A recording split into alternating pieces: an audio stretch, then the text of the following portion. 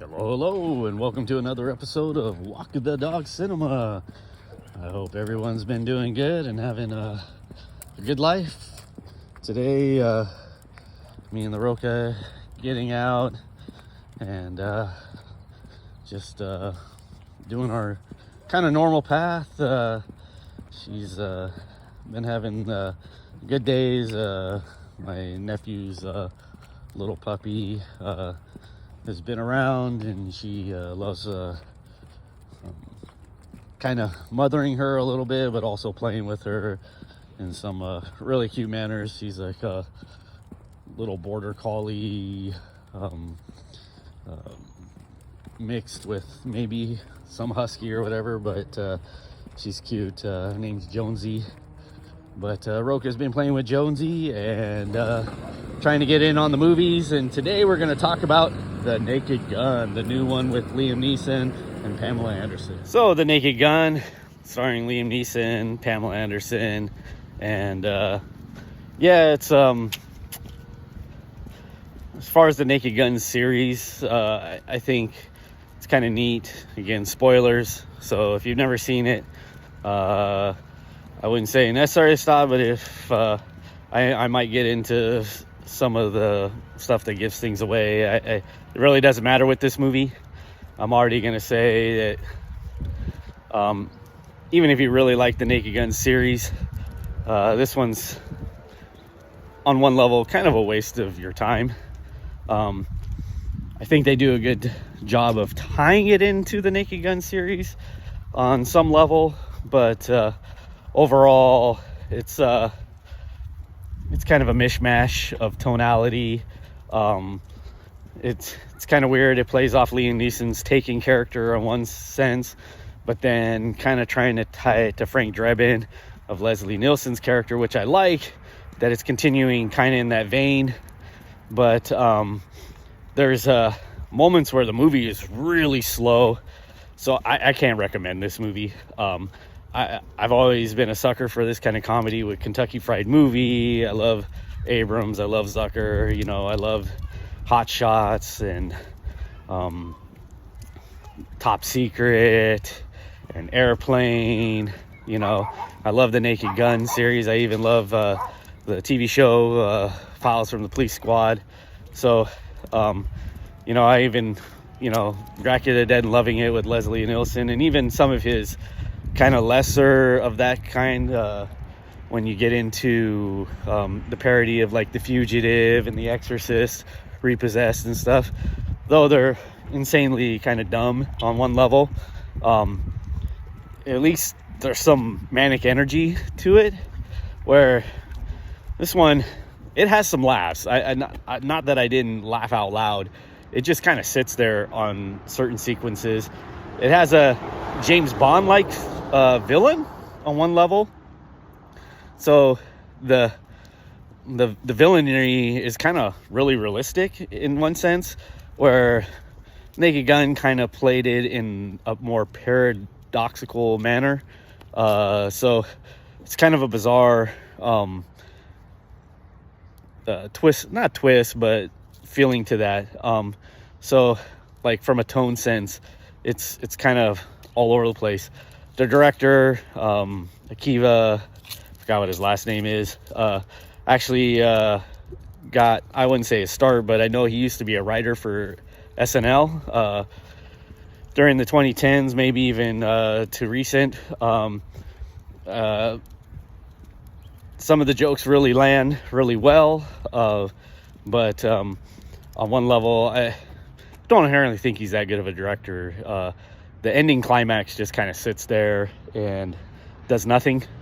It's a lot of stuff's going on in the background, and it just kind of tries to play these jokes, and it's really flat and just kind of sits there. And the last 20 minutes or so of this movie, and it's only an hour and 20 minutes, really drag. Liam Neeson, Pamela Anderson tried to do their best with what they've been given, and like I said, there's some pretty funny moments. There's like Pamela Anderson does a scat routine at a jazz club. It goes on a little bit too long, but as it starts, it's pretty funny. The bank robbery scene in the beginning is somewhat funny, but then it's also played like Taken, and so it's a little in the action vein in some weird way. I mean, there's moments there. I like the Busta Rhymes little sequence. It's pretty funny when they're watching the video, and that felt really Naked Gun at that moment.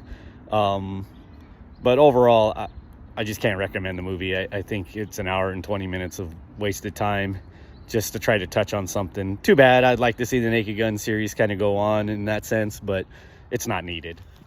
Yeah, and so the biggest culprit that I'm going to kind of get into within the movie that really sets... So Pamela Anderson and Liam Neeson fall in love. You know, she's kind of this femme fatale, you know, Humphrey Bogart-ish, Lauren Bacall kind of woman, how they play it, which I kind of liked. But they fall in love and they go off on the weekend after Frank Drebin kind of gets everything stripped from him and, you know, his badge and everything. And it's supposed to be kind of like a play on when Priscilla Presley and Leslie Nielsen fall in love with the montage. And the montage goes on way too long, and it's really cute and kind of funny and nostalgic, and there's some moments. And then they find like a book of witchcraft and incantations. It goes in, they cast a spell, and they had built a snowman, and then the snowman comes to life. And then it turns into this weird threesome thing with the snowman, and ultimately it's just kind of bizarre. It's not funny, at least to me. Like I said, the tonality of it changes from this cute, kind of endearing, like how Naked Gun did do it. And it's okay to be wacky, but like I said, the snowman comes from a place that doesn't make much sense, where the Naked Gun originally has humor that comes from a place that makes sense. And again, it's kind of like this. If you've ever seen the movie Jack Frost, it's a creepy snowman, and then the snowman gets jealous because of something, even though they've been eating it, but it grows back. I don't know. It's really nonsensical. But then it just goes on like trying to murder them in this murder slasher sequence that is like trying to be funny and subversive, but directed like it's just a straight up ass horror movie.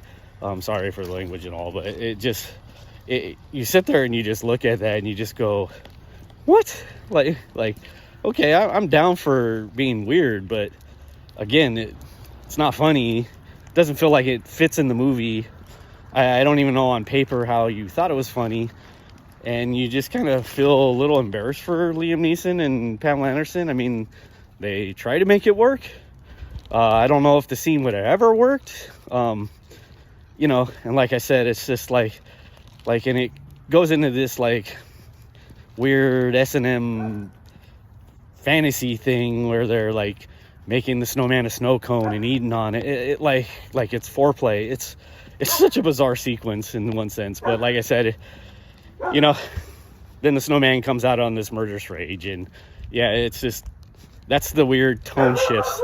And you know, kind of like with Weapons a little bit, you know, tone shifts in movies can work. Dusk Till Dawn, Tarantino does it quite a bit. I wouldn't say it always works with Tarantino movies, but you know, definitely, you know, Pulp Fiction kind of did it a little bit, but I still believe the tone stays the same in that movie. Dusk Till Dawn does it on many different levels, but it still kind of keeps the same energy going forward. And so, you know, tone shifts are really touchy in one sense. It almost worked with Weapons, just because of the genre, but in a straight comedy like this, like the tone shift, it really kills the movie. It absolutely, you're kind of like in it, and then you're pulled out of it, and then you're kind of reminded you're watching a movie, but you're not. It's just, it starts going all over the place. And to me, it's like Kiva just didn't know what he was directing or where he wanted to go with it, or he had an idea he thought was funny, and yeah, it just really just doesn't work. Falls flat. Hour and 20-minute movie feels at some points like you're almost watching 2 hours. Like I said, there's probably a good 35 minutes, 40 minutes of some really funny stuff and some good stuff in there. But to get to that, like I said, you're putting up with another, 45, 50 minutes of just absolute dredge. So sorry, that one was a dud. Too bad. And it's crazy to think that, like, we heard so much about it and it did okay in the theaters, but it still got decent enough rating from people, and yeah, that one mystifies me. Really shows you kind of the media machine nowadays and how they kind of try to work us a little bit. It's kind of weird, but Weapons deserved it. Sinners has kind of deserved it on one level. Naked Gun, not so much. Yeah, dud. Oh well. Have a good one, everybody. Let me know in the comments what your favorite Naked Gun movie was. If you like this one, some other comedies in that same genre that you do like, I'd love to hear it. Please subscribe and see if we can get this going. Have a good one, everyone.